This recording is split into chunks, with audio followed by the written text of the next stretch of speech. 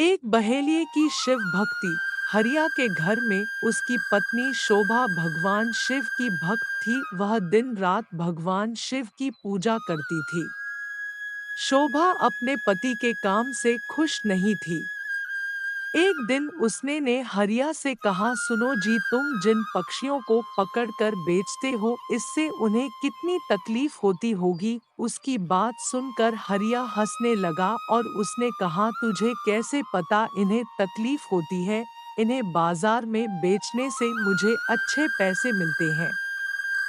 यह सुनकर शोभा रोने लगी। उसने कहा, आपको शायद यह नहीं पता कि इन भोले बेजुबान पक्षियों की हाय हमें लग रही है। इसी कारण हमारे कोई संतान नहीं है। मैं दिन रात भगवान शिव की पूजा करती हूँ, लेकिन फिर भी हम संतान के सुख से वंचित हैं। तब हरिया ने कहा, मैं यह सब नहीं मानता, तू भी इस सब के बारे में सोचना छोड़ दे। यह कहकर हरिया पक्षी पकड़ने चल देता है। शाम को हरिया पिंजरे में पक्षियों को लेकर आता है और झोपड़ी में रख देता है। अगले दिन फिर से हरिया पक्षियों को पकड़ने चला जाता है। तभी कोई घर का दरवाजा खटखटाता है। शोभा दरवाजा खोलकर देखती है तो उसके सामने एक ब्राह्मण अपनी पत्नी के साथ खड़े थे। शोभा उनसे कहती है,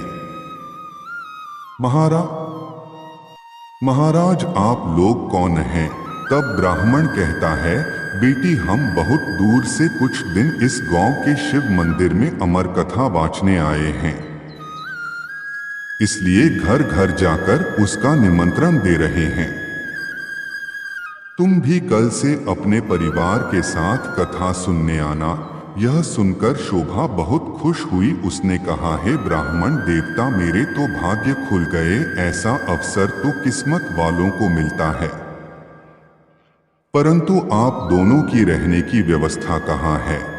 तब ब्राह्मण ने कहा, बेटी, मंदिर के पंडित जी ने हमारा रहने का इंतजाम मंदिर में ही कर दिया है, और इस गांव में जो भी हमें सम्मान और प्यार से भोजन कराएगा, हम भोजन कर लेंगे। यह सुनकर शोभा की आंखों से आंसू बहने लगे। उसने रोते हुए कहा, महाराज, मैं बहुत गरीब हूँ, लेकिन मेरी इच्छा है कि जब तक आप इस गांव में रहें, आप मेरे घर में भोजन करें, परंतु मेरे घर में रूखा सूखा है जो आपको पसंद नहीं आएगा। यह सुनकर ब्राह्मण की पत्नी बोली, बेटी, तुम चिंता मत करो। यदि तुम्हारी इच्छा हमें भोजन कराने की है तो हर दिन हम तुम्हारे घर में ही भोजन करेंगे। तुम्हारे रूखे सूखे एक निवाले से ही हमारी तृप्ति हो जाएगी। यह सुनकर शोभा बहुत खुश हो गई। उसने कहा, मैं आपके लिए भोजन तैयार करती हूँ। तब ब्राह्मण ने कहा, माई, तुम भोजन तैयार करो, हम पूरे गांव में निमंत्रण देकर तुम्हारे घर आएंगे।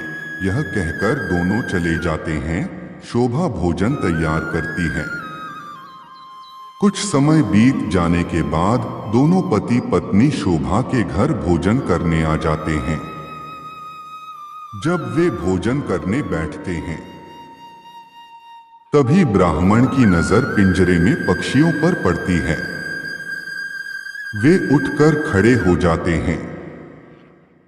शोभा उनसे पूछती है, महाराज, क्या मेरे से कोई भूल हो गई? ब्राह्मण ने क्रोधित होते हुए कहा, तुमने इन बेजुबान पक्षियों को पिंजरे में